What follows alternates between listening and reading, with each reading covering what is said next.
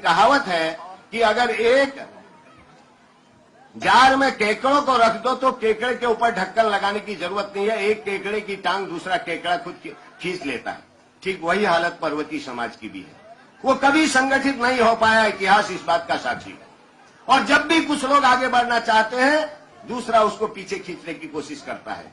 दिल्ली के चुनाव के बारे में भी मेरी हमेशा ये राय रही है, उत्तराखंड क्रांति दल एक क्षेत्रीय दल है।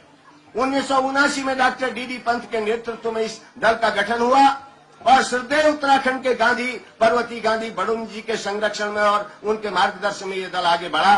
22 साल तक हमने राज्य की लड़ाई लड़ी और 1994 क्या हुआ, ऐतिहासिक आंदोलन भी है जिसमें हिंदुस्तान का कोई हिस्सा ऐसा नहीं था जो इस राज्य आंदोलन से प्रभावित नहीं हुआ हो, चाहे वो बंबई का पर्वतीय समाज हो, चाहे वो गुजरात का पर्वतीय समाज हो, चाहे वो दिल्ली का पर्वतीय समाज हो। जहां जहां भी पर्वतीय निवास करता है, सारा भारत आंदोलित हुआ, पर्वतीय समाज आंदोलित हुआ।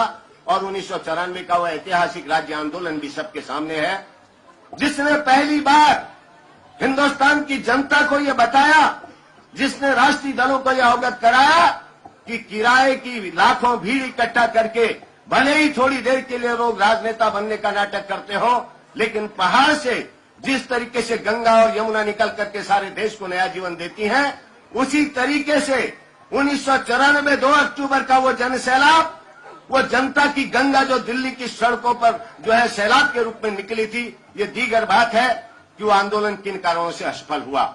मैंने पहले ही कहा कि हमारे लोगों की सोच बहुत छोटी है। हमारे यहाँ पहाड़ी में कोनी खुटामुनी से ऊंचानी। और पहली बार भारत के इतिहास में उत्तराखंड के लोगों का बलिदान भी, जब भी उत्तराखंड का सही इतिहास लिखा जाएगा, स्वर्णाक्षरों में लिखा जाएगा।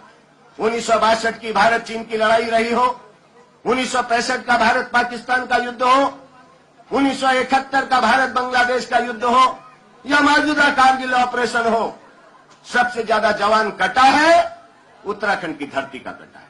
सबसे ज्यादा मां की गोद सुनी हुई है, बहन की मांग का सिंदूर पूछा है तो उत्तराखंड की मां की गोद सुनी हुई है, बहन की मांग का सिंदूर पूछा है। आज भी सियाचिन में 18,000 की ऊंचाई पर, आज भी कश्मीर के बॉर्डर में सर्वाधिक ऊंचाई पर 15 से 20 फुट बर्फ में अगर कोई जवान देश की सीमा के लिए बंदूक ताने खड़ा है तो वो कुमाऊं रेजिमेंट का बेटा है, गढ़वाल रेजिमेंट का बेटा है, उत्तराखंड की धरती का बेटा है। तो जिस कौम ने इस देश को सब कुछ दिया, जिस कौम ने इस देश के लिए हमेशा त्याग ही त्याग किया, वो कौम अगर अपने घर में पराई होगी और वो कौम अगर जागृत नहीं होगी, अगर वो कौम छोटे छोटे झगड़ों में लिपट करके अपने आने वाली पीढ़ी के भविष्य के बारे में नहीं सोचेगी, तो उस कौम को कोई नहीं बचा सकता, ब्रह्मा विष्णु महेश भी आके नहीं बचा सकता।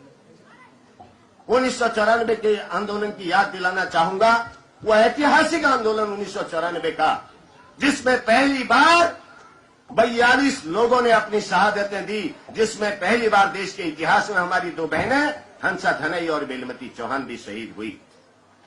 ये त्याग और ये बलिदान के बाद ये राज्य मिला, ये किसी की कृपा से नहीं मिला, ये राष्ट्रीय दलों की कृपा से या किसी की भीख से नहीं मिला। इसके लिए पहाड़ के बेटों ने कुर्बानी दी है, अपना लहू दिया है।